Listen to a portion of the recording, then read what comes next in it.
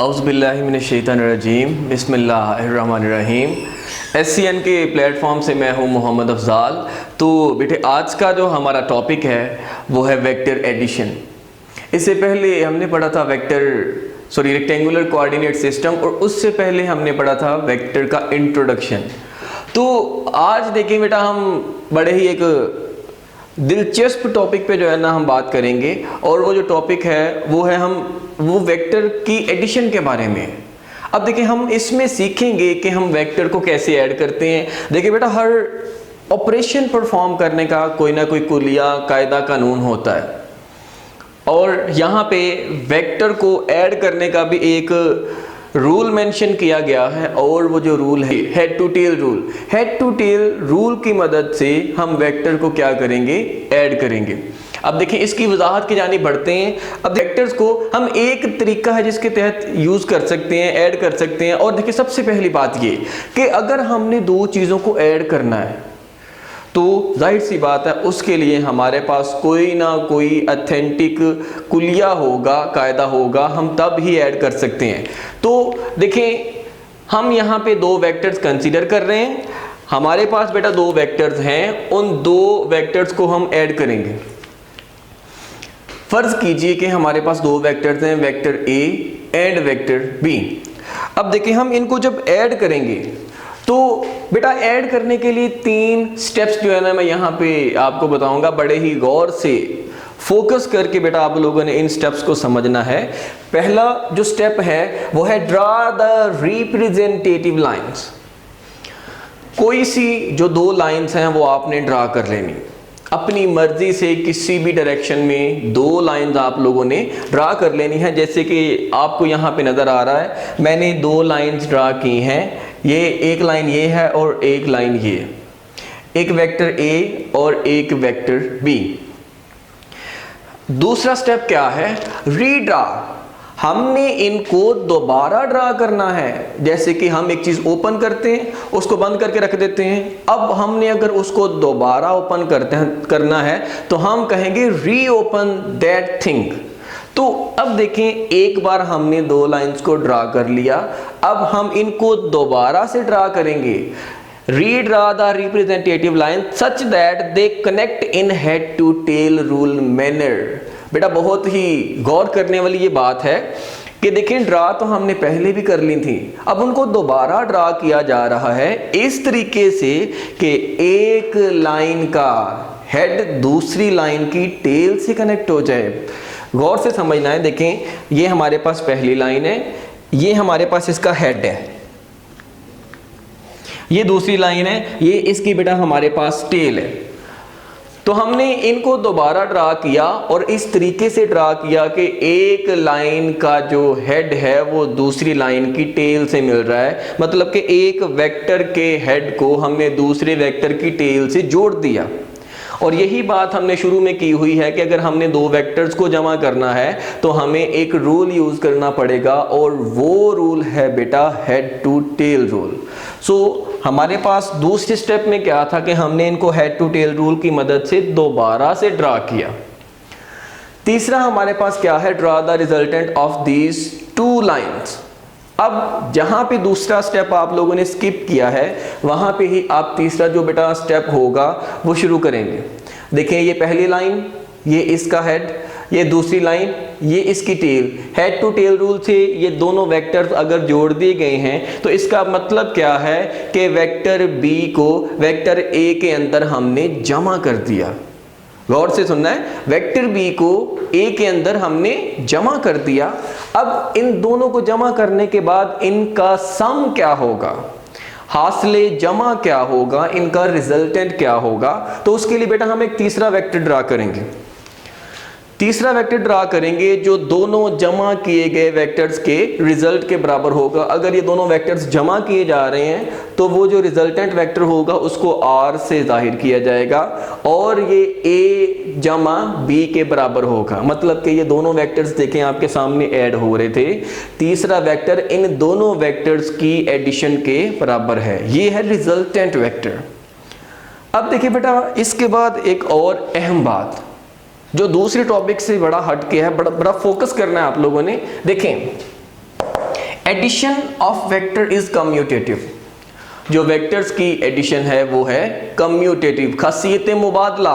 अगर हम a के अंदर b को जमा कर सकते हैं, इसका मतलब क्या है, हम b के अंदर a को भी जमा कर सकते हैं।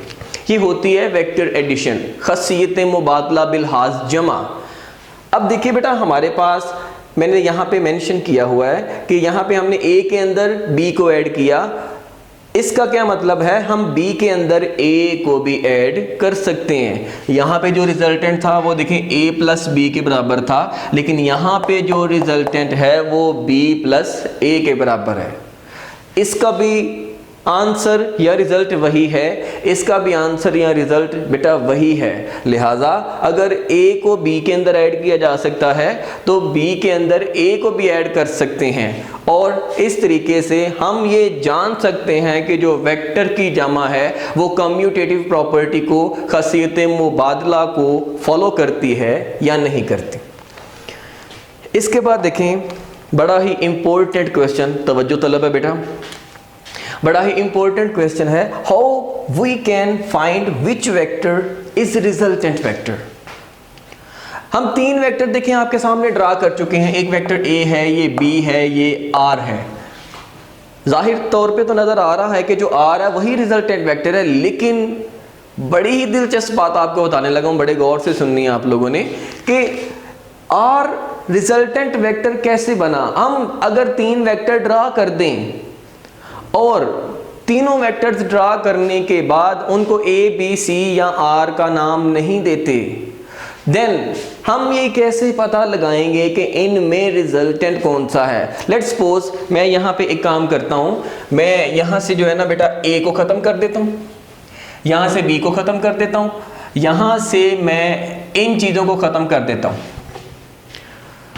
अब देखें हमारे पास ये एक डायग्राम है जिसमें किसी किस्म का कोई नेम असाइन नहीं किया गया। हम यहाँ से बेटा कैसे पता लगाएंगे कि रिजल्टेंट वेक्टर कौन सा है। तो आपने एक बात याद रखनी है हमेशा, ये आपको अगली क्लासेस मतलब कि हायर क्लासेस में जाके जो है ना बेटा आपको मददगार ये साबित होगी। देखें यहाँ पे दो वेक्टर्स की टेल मिल रही है, यहाँ पे दो वेक्टर्स के हेड मिल रहे हैं। तो ऐसा वेक्टर जिसकी दो ही टेल्स हों और ऐसा वेक्टर्स जो दो ही हेड रखता हो, वो बेटा कहलाता है रिजल्टेंट वेक्टर। बड़ी इंपॉर्टेंट पते की बात है ये कि जो वेक्टर दो टेल रखता है, दो हेड रखता है, उससे कहा जाता है रिजल्टेंट वेक्टर। मतलब कि हम एक एडिशन प्रोसेस को अगर फॉलो कर रहे हैं तो वहां पे हम इस तरीके से रिजल्टेंट को पहचान सकते हैं। रिजल्टेंट वेक्टर को अगर हम मैथमेटिकली देखें तो वो तो हमें जाहिर तौर पे बेटा नजर आ जाता है, लेकिन अगर हम मैथमेटिकली मामले से हट के देखते हैं तो हमें कैसे पता चलेगा कि आया कि 3, 4 या 5 वेक्टर्स में से रिजल्टेंट वेक्टर कौन सा है। तो बेटा ऐसा वेक्टर जो दो टेल बनाता हो, दो हेड बनाता हो, उससे आप लोगों ने आंख बंद करके कह देना कि ये एक रिजल्टेंट वेक्टर है। तो आइए बेटा अब हम पढ़ते हैं कि रिजल्टेंट वेक्टर क्या है। रिजल्टेंट वेक्टर की डेफिनेशन के बारे में जो है ना बेटा मैं आपको बताता हूं कि देखें यहाँ पे हम दो वेक्टर जमा कर रहे हैं। हम इसका मतलब ये नहीं है कि इससे ज़्यादा वेक्टर्स को जमा नहीं कर सकती। हम देखें अगर दो वेक्टर्स हमारे पास हैं, हमने जमा करना है अगर चीज़ों को, तो वो चीज़ें 2 हों, 200 हों या 400 हों, हम उन सबको जमा कर सकते हैं। मतलब कि अगर हमने रिजल्टेंट वेक्टर को पढ़ना है तो उसके लिए बेटा कतअन ये ज़रूरी नहीं है कि हमारे पास सिर्फ और सिर्फ दो वेक्टर हों। हमारे पास ज़्यादा वेक्टर्स भी हो सकते हैं, 2 से ज़्यादा वेक्टर्स भी जो है ना बेटा हमारे पास हो सकते हैं। तो देखें हमारे पास यहाँ पे मैंने एक मिसाल बताई हुई है, आपको डेफिनेशन के बारे में बाद में बताता हूँ, पहले मिसाल देख लें। यहाँ पे अगर देखें तो हमारे पास 2 वेक्टर्स थे, हमने उनका रिजल्टेंट ड्रा किया। लेकिन यहाँ पे देखें तो हमारे पास 3 वेक्टर्स हैं, हमने उनका भी रिजल्टेंट ड्रा किया है। इसका मतलब क्या है कि 2 वेक्टर्स को जमा करने से भी हम रिजल्टेंट वेक्टर की पहचान कर सकते हैं, और अगर वेक्टर्स 2 से ज़्यादा जमा हो रहे हों तो उनका भी हम रिजल्टेंट वेक्टर ड्रा कर सकते हैं। तो देखिए रिजल्टेंट वेक्टर से क्या मुराद है। रिजल्टेंट वेक्टर एक ऐसा सिंगल वेक्टर है रिजल्टेंट वेक्टर एक ऐसा सिंगल वेक्टर है जो जमा किए जाने वाले तमाम वेक्टर्स के सम के बराबर होता है। फर्ज करें 3 वेक्टर्स हैं तो रिजल्टेंट वेक्टर उन तीनों के सम के बराबर होगा, और अगर हमारे पास 4 वेक्टर्स हैं तो जो रिजल्टेंट वेक्टर है वो बेटा जमा किए जाने वाले तमाम वेक्टर्स के सम के बराबर होगा। लिहाजा ये एक ऐसा सिंगल वेक्टर है जो जमा किए जाने वाले तमाम वेक्टर्स के सम के बराबर होता है। तो ये था बेटा आज का हमारा टॉपिक। वेक्टर एडिशन से क्या मुराद है उसको हमने पढ़ा, उसमें हम एक फेमस रूल का जिक्र करते हैं, हेड टू टेल रूल। और दूसरी बात ये कि हमने चूंकि यहाँ पे जमा करना था और जमा करने के लिए कम अज़ कम हमारे पास 2 चीज़ों का होना बेटा ज़रूरी है। बड़े ही गौर से अब समझने, मैं लेक्चर को रिपीट कर रहा हूँ। पहले हमने इसकी इंट्रोडक्शन बताई कि हेड टू टेल रूल से हम 2 वेक्टर्स को जमा कर लेते हैं। इसके बाद हमने 2 वेक्टर्स को जमा करने के लिए 3 स्टेप्स का सहारा लिया। पहले 2 लाइंस अपनी मर्जी से ड्रा कर दी, उनको वेक्टर कहा, एक लाइन को वेक्टर ए बना दिया, दूसरी लाइन को वेक्टर बी बना दिया। दूसरा स्टेप हमारे पास बेटा ये कि हमने उनको दोबारा से ड्रा किया कि वो एक दूसरे के साथ हेड टू टेल रूल से कनेक्ट हो जाएं। तीसरे स्टेप में जाके हमने बोल दिया कि हमने रिजल्टेंट ड्रा करना है। रिजल्टेंट ड्रा करने के बाद हमने फिर बताया कि अगर ए को बी में ऐड किया जा सकता है तो बी को ए में भी ऐड किया जा सकता है। तो हमारे पास ये यहाँ पे एडिशन मुकम्मल होती है। पेपर के पॉइंट ऑफ व्यू से बेटा वेक्टर की एडिशन और रिजल्टेंट वेक्टर ये दोनों ही शॉर्ट क्वेश्चंस हैं। ये लॉन्ग क्वेश्चन के तौर पे आप लोगों ने तैयार नहीं करने। वेक्टर एडिशन में सबसे इंपॉर्टेंट जो एमसीक्यू है वो बेटा ये है कि क्या वेक्टर की एडिशन जो है वो कम्यूटेटिव है या नहीं। वेक्टर एडिशन इज, इसके नीचे आपको 4 ऑप्शन दिए जाएंगे, उसमें कम्यूटेटिव का जो ऑप्शन होगा वो बेटा बेस्ट ऑप्शन होगा, वो आप लोगों ने टिक कर देना है। बड़ा ही फेमस एमसीक्यू है पेपर के पॉइंट ऑफ व्यू से। और उसके बाद ये जो रिजल्टेंट वेक्टर है ये एक इंपॉर्टेंट डेफिनेशन के तौर पे जो है ना पेपर का हिस्सा बनाया जाता है। ये बड़ी ही अहम तारीफ है। हमने इस डेफिनेशन का जिक्र करना है तो इसके साथ इसका फार्मूला भी लिखना है। अगर हमारे पास 2 वेक्टर्स हैं तो रिजल्टेंट वेक्टर 2 को जमा कर रहा होगा, और अगर हमारे पास 3 वेक्टर्स हैं तो रिजल्टेंट वेक्टर 3 वेक्टर्स को जमा कर रहा होगा। लिहाजा ये बेटा रिजल्टेंट वेक्टर है, इसको आप लोगों ने शॉर्ट क्वेश्चन के तौर पे तैयार करना है। और ये हमारे पास वेक्टर एडिशन है, इसमें शॉर्ट क्वेश्चन भी बन सकता है कि how 2 vectors can be added.